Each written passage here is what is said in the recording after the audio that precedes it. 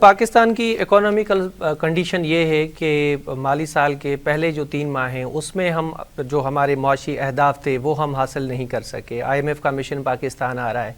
और गवर्नमेंट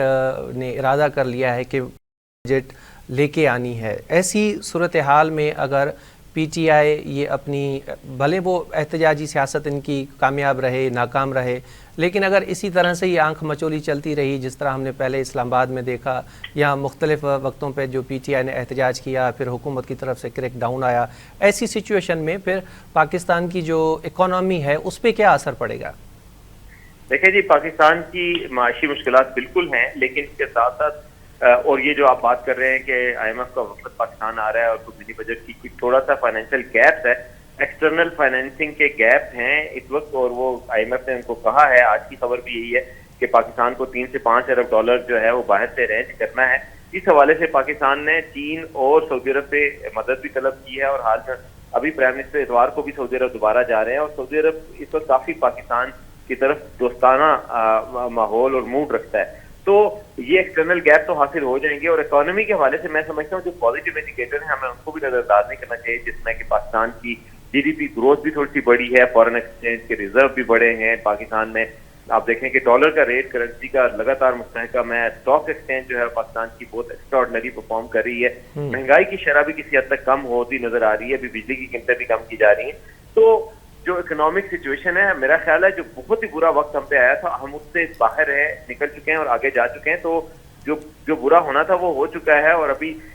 जो जलसे जुलूस की सूरत हाल है, डेफिनेटली उससे इन्वेस्टर का कॉन्फिडेंस मुतासर होता है, और ये गलत बात ही होती है। और KP में लॉ एंड ऑर्डर की सिचुएशन भी जाहिर है खराब है, और अगर वो जलसों पर तवज्जो देंगे, लॉ एंड ऑर्डर को कंट्रोल नहीं करेंगे, तो उससे पाकिस्तान को माशी तौर पर थोड़ा बहुत नुकसान हो सकता है। लेकिन ये है कि कोई डिस्टेबलाइज हो जाए या पाकिस्तान डिफॉल्ट की तरफ जाए, इस चीज के इम्कानात नहीं है। लेकिन फ़र्क ज़रूर पड़ेगा PTI की एहतजाजी सियासत से। सर, इनको तो हम कंडेम भी करते हैं और क्रिटिसाइज़ भी करते हैं अपोजिशन का जो तरीक़ेकार है, लेकिन हुकूमत का जो तरीक़ेकार है टूवर्ड्स अपोजिशन, उसको आप कैसे देखते हैं? हुकूमत का तरीक़ेकार भी, जो हुकूमत आप देखें, हुकूमत एक है शहबाज शरीफ साहब हैं जो नजर आने वाली हुकूमत है, और एक नजर ना आने वाली हुकूमत है। तो देखा जाए तो इस वक्त हुकूमत तो अपोजिशन के हवाले से कोई ज्यादा नहीं कर रही। जो देखे जाने वाली हुकूमत है, जो शहबाज शरीफ हैं, वो तो कोई खास ज्यादा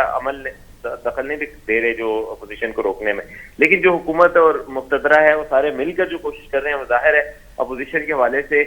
हाई हैंडेडनेस की शिकायत आती हैं। जिस तरह कुछ शिकायत आई हैं जब तरमीम मंजूर हो रही थी, तो उस दौरान भी कि MNAs को जी किस तरीके से दबाव डाला गया और जिस तरह वोट हासिल किए गए, बिल्कुल ये चीज आइडियल नहीं है। किसी भी एक आइडियल डेमोक्रेसी में इस तरीके से तो नहीं होना चाहिए, इस तरीके से हाई हैंडेडनेस नहीं शो करनी चाहिए। मगर बात यह है कि एक पॉपुलिस्ट वेव है, और जिस वेव में सच झूठ का फर्क भी मिटता जा रहा है, और फिर इस तरीके से एहतजाजी सियासत भी ऐसी कि जब पाकिस्तान में मेहमान आ रहे हों उस वक्त भी आप एहतजाज कर रहे हो, तो फिर हुकूमती पार्टी और हुकूमत की जो साइड के लोग हैं वो जस्टिफाई करते हैं कि एक ऐसी मूवमेंट को जिसका ख्याल ही पाकिस्तान का स्टेबिलिटी का, इकोनॉमी का नहीं है, तो उसको और किसी तरीके से निपटा नहीं जा सकता, तो इसलिए वो अपना दिफा ये करते हैं। बहरहाल आइडियली एज डेमोक्रेट तो हम इसको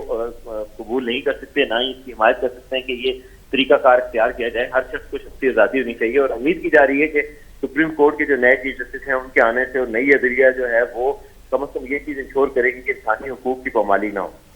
क्या मुस्तकबिल क्या देख रहे हैं सर आप? रियासत की तरफ से कोई नरमी होगी PTI के लिए, या इस वक्त जो सिचुएशन है एहतजाजी जलसे धरने,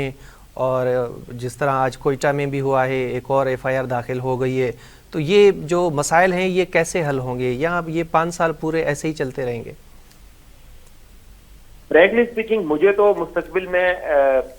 फिलहाल PTI के लिए कुछ रियायतें जैसे अब पहले भी हो चुकी, बुशरा बीबी को रिहा किया गया, रीमा खान और उनकी नज़मा खान को रिहा किया गया है, और किसी हद तक रियायतें दी गई हैं। मैं ये देख रहा हूँ कि फ्यूचर में ये हो सकता है कि PTI को